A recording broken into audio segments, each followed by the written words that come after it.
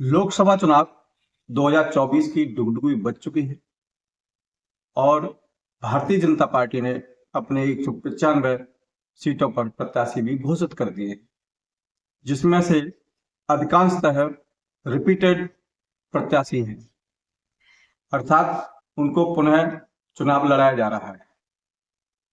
उत्तर प्रदेश की आगरा में फतेहपुर सीकरी एक सीट है, जहां से राजकुमार चाहर सांसद रह चुके हैं, अब भी सांसद हैं और उनको फिर से टिकट दी गई है। राजकुमार चाहर का जो विरोध था वो कई वर्षों से चल रहा था, लेकिन चुनाव का समय है, इस समय विरोध बढ़ता नजर आ रहा है। क्षेत्र की जनता उनके विरोध में है, उनकी जो सीट दी है उससे नाखुश है और शीर्षस्थ जो भी लोग हैं उनसे कहने की कोशिश की है कि राजकुमार चाहर का जो रिपोर्ट कार्ड है वो बिल्कुल जीरो है।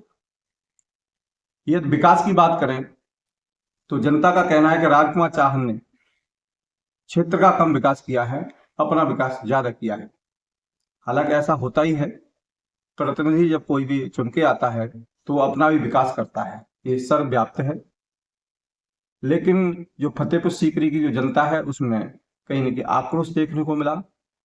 आज वहां एक सभा की गई जहां हजारों की संख्या में लोग थे और अधिकांशतः लोग यही कह रहे थे कि राजकुमार चाहर को गलत टिकट दी गई है। शीर्ष जो नेता है उनसे उन्होंने अनुरोध किया है कि इस पर पुनर्विचार किया जाए, जो कि ये अयोग्य नेता है। भले ही किसानों के मसीहा कहे जाते हों, लेकिन किसानों का कभी भी इन्होंने दुख दर्द दूर करने की कोशिश नहीं की। राजकुमार चाहर के विरोध में एक नहीं, दो नहीं, लगभग दर्जनों गांव हैं। उन गांवों में राजकुमार चाहर का विरोध किया गया, काले झंडे तक दिखाए गए और कई मौकों पर मंचों से उनको उतारा भी गया। हालांकि नेताओं के साथ इस तरह की हरकत होती रहती है, क्योंकि जनप्रतिनिधि सबका भला नहीं हो सकता है।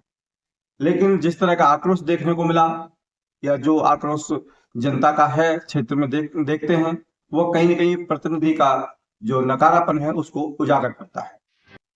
अब देखने वाली बात यह होगी कि राजकुमार चाहर की टिकट कटती है या रहती है। साथ में एक चीज और देखने में आई आज के राजकुमार चाहर ने 2019 का जो लोकसभा चुनाव था उसमें कुछ फर्जी डिग्री लगा करके अपना नामांकन किया था।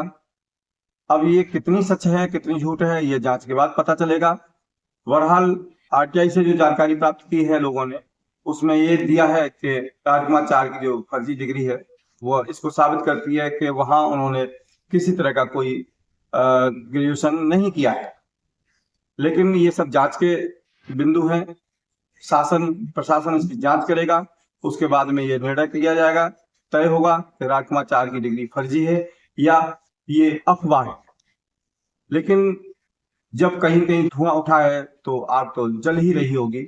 अब इस पर देखते हैं शासन और प्रशासन कितना गौर करता है, इसकी जांच कराता है या इसको ठंडे बस्ते में डाल देता है।